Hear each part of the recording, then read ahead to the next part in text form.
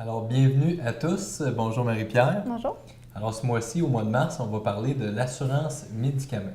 Alors, on peut avoir l'assurance médicaments de deux façons, que ce soit avec la RAMQ ou que ce soit avec l'assurance collective. J'aimerais que tu nous précises, Marie-Pierre, si c'est obligatoire de prendre l'un ou l'autre ou c'est optionnel.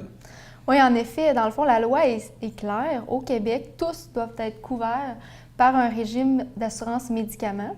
C'est très simple. Et puis, si vous n'avez pas accès à un régime d'assurance collective privée ou un régime d'avantages sociaux, vous devez adhérer au régime offert par la RAMQ. On n'a pas de choix réellement à faire. Du moment qu'il y en a un offert à votre entreprise où vous travaillez ou à l'entreprise de votre conjoint de fait, vous avez l'obligation d'y adhérer, tout simplement. Sinon, vous appelez à la RAMQ et vous vous inscrivez.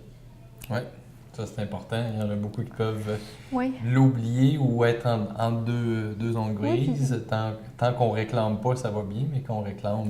Il peut y avoir des vérifications qui sont faites et il y en a qui peuvent avoir des amendes ou des rétroactifs. Alors, c'est important d'être conforme à la loi. Oui. Quand on a une assurance collective au travail, on cotise pour l'assurance médicaments. C'est simple, c'est prélevé sur notre paye. Alors, quand on a l'assurance médicaments du gouvernement, de la RAMQ, comment est-ce qu'on cotise et combien ça coûte? Oui, parce qu'il y a un coût relié à ça. Il n'est pas affiché clairement partout. Alors, les gens ne savent pas vraiment comment ça coûte. Mais si on prend l'exemple de quelqu'un qui travaille à temps plein dans une entreprise, il n'est pas invalide, mettons qu'on exclut les situations plus particulières, la prime en 2016 est de 660 $ par personne pour être inscrit à la Régie de l'assurance médicaments du Québec. Alors, à ça aussi, il faut penser à ajouter la franchise de 18,85 par mois et la coassurance qu'on doit assumer sur les médicaments à 34,5 %. Donc, si on fait un petit calcul vite, là, pour un médicament de 60 $, on assume 33,5 $ par mois de ce médicament-là, plus la prime de 660 qu'on paie sur le rapport d'impôt. Dans le fond, c'est déduit. Alors, il faut comprendre qu'il y a un coût là, relié à ça. Oui, exactement. J'aimerais que tu nous clarifies s'il y a une différence entre les médicaments qui peuvent être remboursés ou qu'est-ce que inclut de plus une assurance collective, parce que c'est pas la même chose en bout de ligne. Non, ce n'est pas les mêmes protections.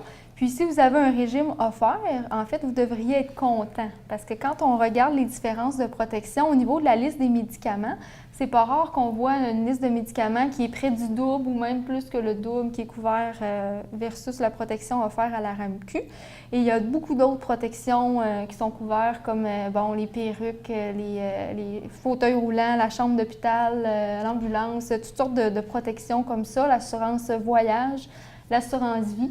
Il peut y avoir de l'assurance dentaire ou de l'assurance oculaire. Il y a une multitude de protections comme les paramédicaux, chiro, masso, physio qui peuvent être ajoutés.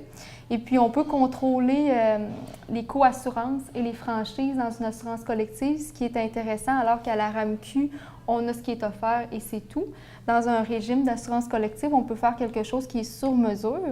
Et je dirais, un des points les plus importants, c'est l'assurance salaire qu'on peut retrouver dans une assurance collective.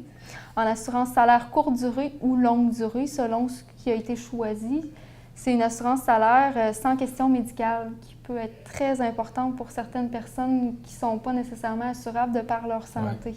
Puis il y en a de plus en plus. Oui, effectivement. Fait que si on résume, les deux ont un coût, que ce soit l'assurance médicaments de la RAMQ ou que ce soit l'assurance collective qui vous couvre pour les médicaments.